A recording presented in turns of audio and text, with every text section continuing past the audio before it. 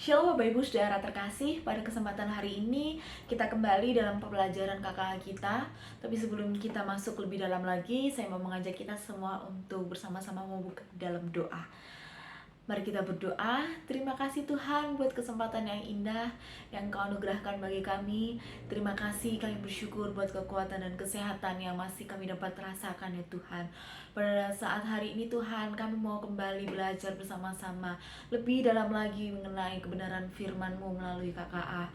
Biarlah kiranya Tuhan Yesus sendiri yang mengurapi setiap kami, memberikan hikmat secara pribadi kepada kami, supaya kami mengerti ya Tuhan apa yang ingin Kau sampaikan melalui pembelajaran pada saat hari ini, supaya diri kami juga semakin naik, semakin bertumbuh secara rohani, dan menjadi berkat bagi orang-orang di sekitar kami. Terpujilah Engkau, hanya di dalam nama Tuhan Yesus, haleluya, amin. Puji nama Tuhan. Kesempatan hari ini kita memasuki pelajaran yang ke-8, di mana di pelajaran ini kita belajar bersama-sama untuk menjadi pribadi yang lebih kuat karena kita adalah milik Kristus. Ya, di pelajaran yang ke-8 kita akan belajar bersama-sama untuk menjadi kuat karena kita adalah milik Kristus. Pembelajaran hari ini diambil dari 2 Timotius 2 ayat 1 sampai ayatnya yang ke-7. Oke. Ya, jadi pembelajaran hari ini diambil dari 2 Timotius pasalnya yang kedua, ayatnya yang kedua sampai ayat yang pertama sampai yang ke-7. Ya. Sebelum kita masuk dalam pertanyaan-pertanyaan dan pelajaran-pelajaran lebih dalam lagi, saya mau bertanya kepada kita semua, siapakah orang yang darinya Anda paling banyak belajar dalam hidup Anda? Seseorang yang menjadi teladan dalam kehidupan kita, di mana setiap perjalanan hidupnya dapat menjadi teladan dalam hidup kita. Ya, kita bisa tuliskan, cantumkan namanya di buku kita masing-masing. Oke, jadi di 2 Timotius ini, sebelum kita masuk dalam pelajaran ya, 2 Timotius ini menceritakan di mana dalam penjara di Roma untuk kedua kalinya, Paulus tahu bahwa hidup dan pelayanannya akan segera berakhir. Selama bertahun-tahun Timotius telah menjadi rekan sekerja Paulus yang lebih muda dan juga setia. Dan surat Paulus ini yang ditulis dalam 2 Timotius ini ditulis di Efesus. Dia terus bergumul dengan beberapa persoalan sulit yang ada dalam jemaat di sana. Dalam suratnya, Paulus meminta Timotius untuk mengingat dan mengikuti teladan kesetiaannya dengan mewartakan kabar baik kepada orang lain. Dia juga mengingatkan Timotius akan kesulitan-kesulitan yang pasti akan ia hadapi, dan juga dia mengingatkan Timotius akan kesulitan dan juga kemenangan yang telah mereka capai bersama-sama. Paulus menyuruh untuk Timotius menjauhi orang-orang yang membicarakan hal-hal yang tidak penting. Timotius perlu mengajarkan kebenaran tentang Yesus kepada setiap orang. Seperti halnya dalam surat pertamanya di 1 Timotius, Paulus memberitahukan dia untuk mempersiapkan orang-orang di Efesus untuk melanjutkan pekerjaan pengajaran di sana. Selanjutnya, ia menyuruh Timotius untuk bergabung dengannya di Roma sesegera mungkin. Ya, jadi seperti yang sudah kita dengar, sudah kita baca. Jadi di sini Paulus meminta untuk Timotius mencari orang-orang yang bisa melanjutkan pekerjaannya mengajarkan kebenaran firman Tuhan. Mari kita langsung masuk dalam pertanyaan-pertanyaan. Jadi, dari manakah Timotius memperoleh kekuatannya? Dalam 2 Timotius 1 ayatnya yang pertama dikatakan bahwa kekuatan yang dimiliki itu berasal dari kasih karunia dalam Kristus Yesus. Jadi, kekuatan itu tidak datang dengan sendirinya, bukan dengan kita yang mencari, tetapi kekuatan itu adalah kasih karunia yang Tuhan Yesus berikan dalam kehidupan kita, yang memampukan kita untuk melakukan segala hal yang ada di depan kita. Jadi, jawabannya adalah oleh kasih karunia dalam Kristus Yesus. Berikutnya, prinsip-prinsip pelajaran apa yang diberikan Paulus kepada Timotius? Jadi, menurut 2 Timotius 2 ayatnya yang kedua dikatakan bahwa Paulus mengajarkan untuk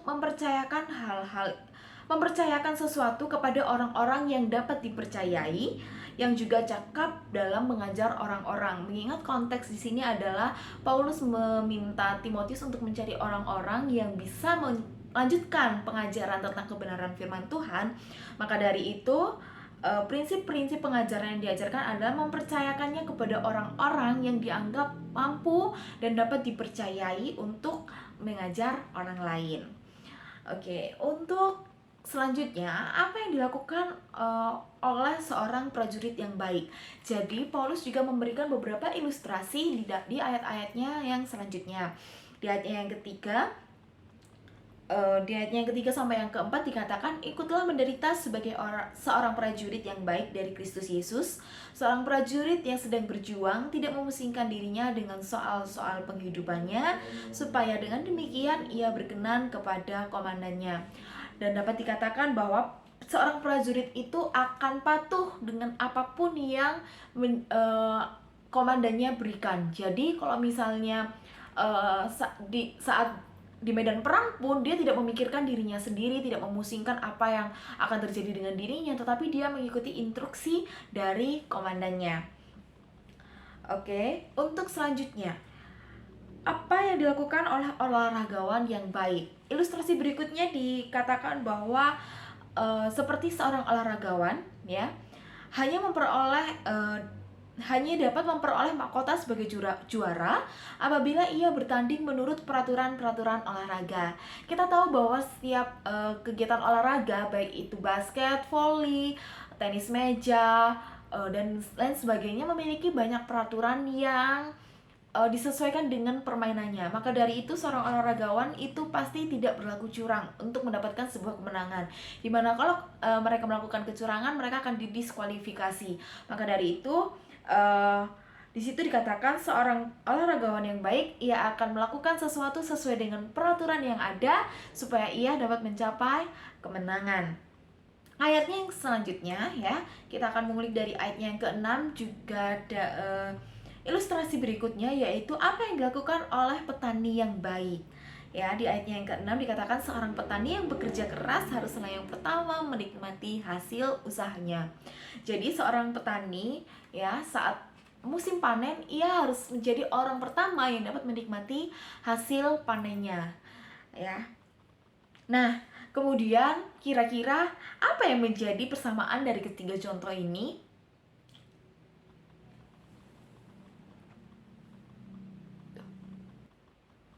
Oke, jadi apa persamaan dari ketiga ilustrasi ini? Ya, ketiga-tiganya, ya, profesi sebagai seorang prajurit, olahragawan, dan juga petani, mereka memiliki kesamaan, yaitu kerajinan, ya, atau daya juang yang tinggi dan juga disiplin. Karena jika mereka tidak memiliki hal itu, maka mereka akan gugur di awal. Artinya mereka tidak dapat menikmati hasilnya. Prajurit untuk bisa berkenan kepada komandannya, ia harus fokus dan tidak boleh memusingkan diri dengan penghidupannya. Olahragawan jika ingin mendapatkan kemenangan dan hadiah, ia harus sportif dan taat kepada tujuannya, yaitu finish, garis finish. Petani untuk dapat menikmati hasilnya, seorang petani harus bekerja keras, pintar membaca iklim, serta rajin dalam bekerja. Ya, maka dari itu sebagai hamba Kristus, kita pun harus menjalani hidup dan panggilan kita dengan tidak memusingkan diri dengan penghidupan kita secara pribadi, tetapi hidup menurut peraturan firman Tuhan dan bekerja keras mengerjakan keselamatan kita. Oke, bagaimana kita bisa menerapkan ketiga contoh di dalam hidup Anda? Ya, seperti tadi, Anda bisa menuliskan hal-hal lain yang mungkin akan Anda lakukan yang bisa menerapkan pelajaran hari ini. Lalu bagaimana Anda dapat menerapkan semua yang telah kita pelajari? Pikirkan pelajaran hari ini dan juga pelajaran sebelumnya. Anda bisa menuliskan bagaimana Anda dapat menerapkan hal-hal yang telah Anda pelajari hari ini dan juga pelajaran-pelajaran yang sebelumnya. Kemudian perubahan apa yang Anda alami dalam hidup Anda selama beberapa minggu ini?